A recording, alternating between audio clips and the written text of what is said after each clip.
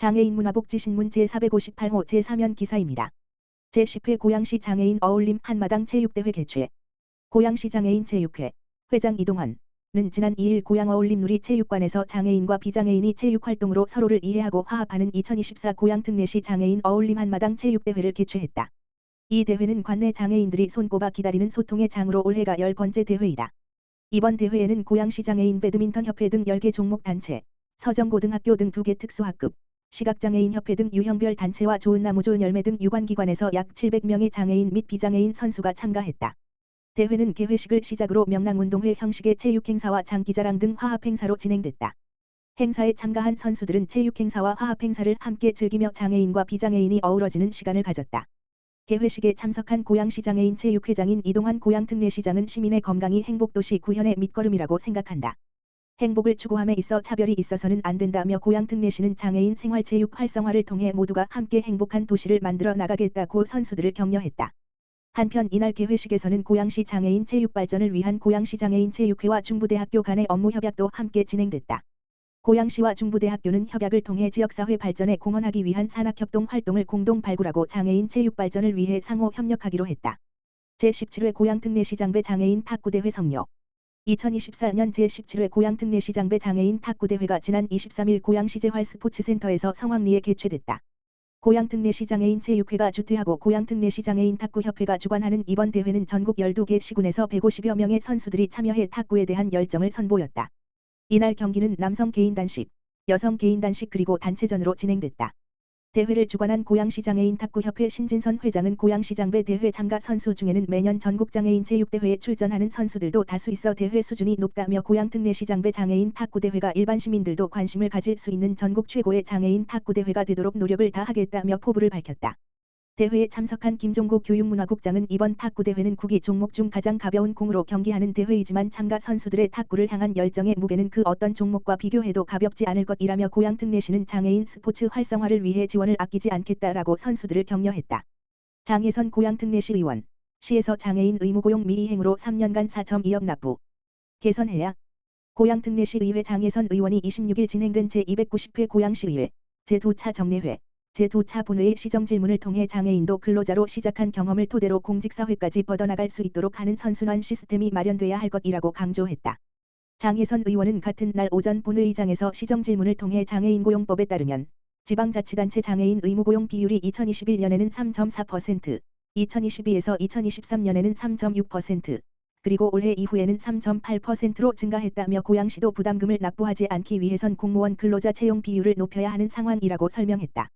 그러면서 장 의원은 그러나 고양시의 경우에는 공무원 장애인 의무고용률 미이행으로 2022년에는 4,681만 원, 2023년에는 2.7배에 가까운 약 1억 2,527만 원, 올해는 작년과 비교해 2배에 가까운 약 2억 4,987만 원을 납부 예정에 있다며 3년간 납부했거나 납부할 예상 금액을 합하면 4번지 2억이 넘는 상황으로 올해 장애인 자립생활주택 운영 예산이 내개소 기준 1억 6,880만 원이라는 걸 비교해보면 결코 적지 않은 금액이라고 개선의 필요성을 꼬집어 말했다. 장 의원이 제출받은 자료에 따르면 2023년 기준 고양시 등록장애인 수는 42,414명이다. 경기 북부에선 독보적인 1위이고 경기도 31개 시군으로 비교했을 때도 수원시에 이은 2위로 나타났다.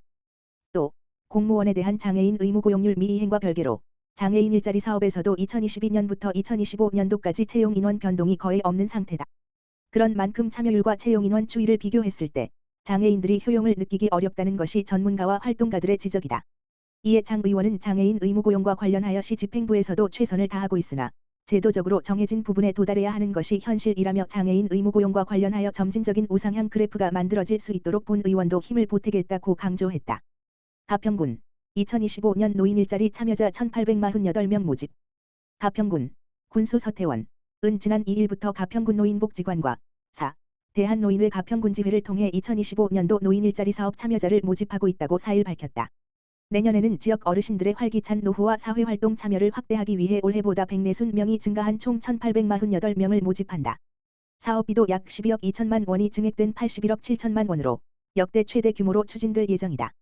모집 인원은 노인공익활동사업 1,150명, 노인역량활용사업 420명, 공동체사업단 218명 등으로 유형별로 나뉘며 활동 기간은 신물결표 쌓인 11개월이다. 신청 자격은 사업 유형에 따라 다르다. 노인공익활동사업은 저소득 어르신의 소득 보전을 위해 65세 이상 기초연금 수급자를 대상으로 하며 내년부터는 직역연금 수급자도 소득 기준 충족 시 신청할 수 있다. 노인역량활용사업과 공동체 사업단은 기초연금 수급 대상이 아니어도 신청 가능하며 일부 사업은 60세 이상도 참여할 수 있다. 관련 자격증 및 경력 보유자, 장애인, 국가유공자, 취업보호 대상자 등은 우대받을 수 있다.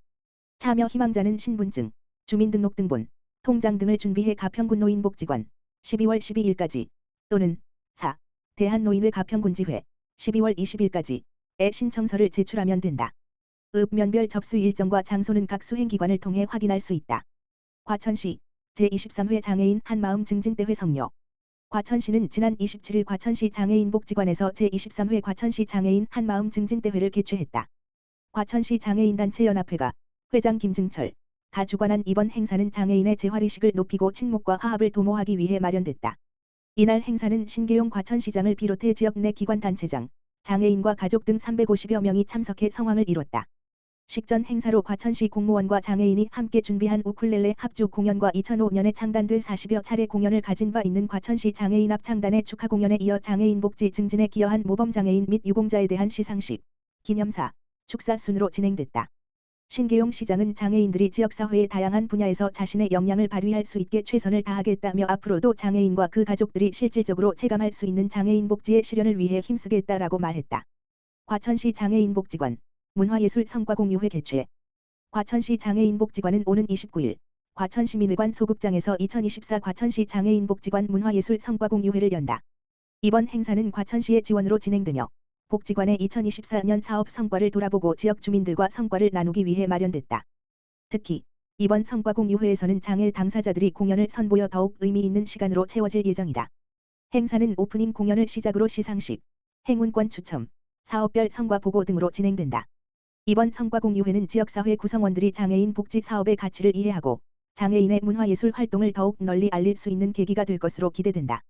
이학준 과천시 장애인복지관장은 2024년 복지관이 지역사회의 따뜻한 관심과 지지 덕분에 의미 있는 한 해를 보낼 수 있었다라며 앞으로도 행복과 나눔의 가치를 실천하는 복지관이 되겠다라고 말했다. 신계용 과천시장은 이번 성과공유회가 장애인 문화예술 발전에도 중요한 자리가 되길 바란다 리을며 시에서도 다양한 지원을 통해 장애인의 사회참여 확대를 위해 노력하겠다라고 전했다.